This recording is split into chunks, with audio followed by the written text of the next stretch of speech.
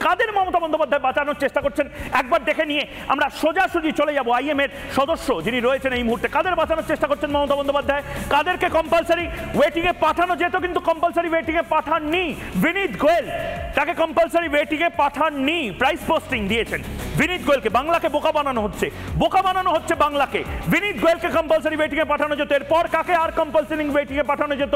অভিষেক গুপ্তাকে compulsory waiting এ পাঠানো যেত। DC north তৎকালীন অভিষেক গুপ্তাকেও কম্পালসারি ওয়েটিং এ পাঠায়নি, বোকা বানানো হচ্ছে প্রতিবাদীদের।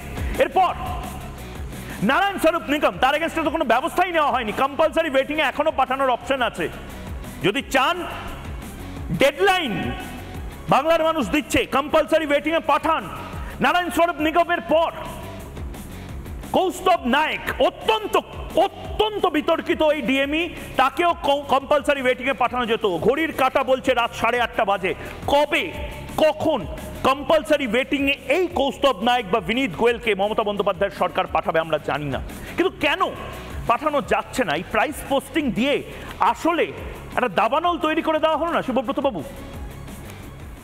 হ্যাঁ, দেখুন, যেটা হচ্ছে এইসব মহান ব্যক্তিত্বের নাম আপনি বিশ্বকর্মা পুজোর সন্ধ্যাবেলায় করলেন, বিনীত গোয়েল, অভিষেক গুপ্তা, নারায়ণ নিগম, কৌশিক নায়ক। তো এনাদের প্রতি আমাদের প্রচণ্ড শ্রদ্ধা আছে, এবং শ্রদ্ধা এই কারণেই আছে যে এনাদের পদোন্নতি হয় অন্যায় করার পরে। অন্যায় করার পরে যদি কারোর পদোন্নতি হয় এবং সরকারি প্রশ্রয়, তাহলে তো তাদেরকে নমস্য ব্যক্তি আমাদের বলতেই হবে। একটু আগে আপনি দেখালেন ইন্ডিয়ান মেডিকেল অ্যাসোসিয়েশন থেকে আজকে জানতে চাওয়া হয়েছে ডক্টর সুদীপ্ত রায়ের কাছে যে আমার নাম নিতে অত্যন্ত ঘেন্না হয়, আমাদের জেলে থাকা যে অধ্যক্ষ, সেই অধ্যক্ষকে কেন তার রেজিস্ট্রেশন নাম্বার বাতিল করা হচ্ছে না। আচ্ছা, কার কাছে পাঠানো হয়েছে? মেডিকেল কাউন্সিলের প্রেসিডেন্ট ডক্টর সুদীপ্ত রায়।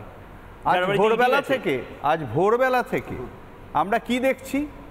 তার বাড়িতে সিবিআই, ইডি সব ঘোরাঘুরি করছে, ঘিরে ফেলেছে।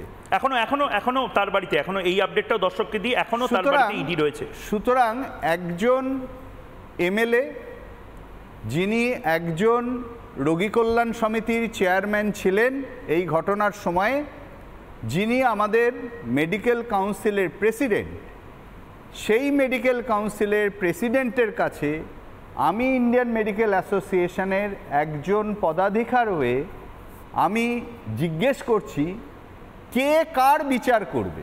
বিচারটা তো করতে হবে, কিন্তু কে কার বিচার করবে? উনি এমন একটা মেডিকেল কাউন্সিল এই মুহূর্তে হেড করছেন যে 14 জনের মধ্যে আমি আপনাকে দায়িত্ব নিয়ে বলতে পারি একজন মারা গেছেন ডাক্তারবাবু, পড়ে রইলেন 13 জন, একজন সাসপেন্ডেড, মহানবিকদের, তিনি সাসপেন্ডেড। ওইখানে 1 2 3 4 5 6 জন রেজিগনেশন সাবমিট করে দিয়েছে। তাহলে কজন হলো? 6 আর 2 8 জন। আপনি একজন মহান ব্যক্তিত্ব এবং আপনার সহচর যিনি অ্যাবসকন্ডেড নাম দিয়েই চলছে, সুশান্ত রায়, যিনি ভাইস প্রেসিডেন্ট। তাহলে কজন হলো? 6 আর 2 8 আর 2 10 জন, 3 জন মুখ্যমন্ত্রী নমিনেটেড ক্যান্ডিডেট। তাহলে এবারে আপনি বলুন তো যে এই মেডিকেল কাউন্সিল আর রাখার কোনো মানে আছে? যে মেডিকেল কাউন্সিল নিয়ে আজকে এত প্রশ্ন, সকলের মধ্যে এত প্রশ্ন। আজকে আমি ছোটবেলা থেকে একটা মাস্টারের বাড়ির ছেলে, জয়েন্ট এন্ট্রান্স দিয়ে ডাক্তারিতে চান্স পেয়ে খেটে খুঁটে ডাক্তারি করেছি। আমার রেজিস্ট্রেশন সার্টিফিকেটের যখন আপডেটিং হবে, এই লোকগুলো সই করবে, এই সুদীপ্ত রায় সই করবে, এই সুশান্ত রায় সই করবে। তার জন্য আমাকে অনলাইনে ফর্ম প্রপারলি ফিল আপ করে আমার কষ্টার্জিত, আমার দক্ষতার দ্বারা প্রাপ্ত যে মেডিকেল সার্টিফিকেট, যে এমবিবিএস সার্টিফিকেট, যে পোস্ট গ্রাজুয়েশন এমডি সার্টিফিকেট, এনারা আপডেট করবেন।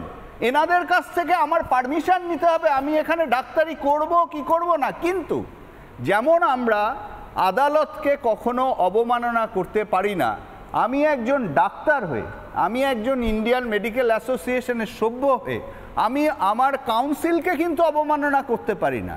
কিন্তু কাউন্সিল, মেডিকেল কাউন্সিল পরিচালনার দায়িত্বে যারা রয়েছেন তাদেরকে অবিলম্বে তাদের রেজিগনেশন দেওয়া উচিত এবং মেডিকেল কাউন্সিল ভেঙে দেওয়া উচিত। তার কারণ কি?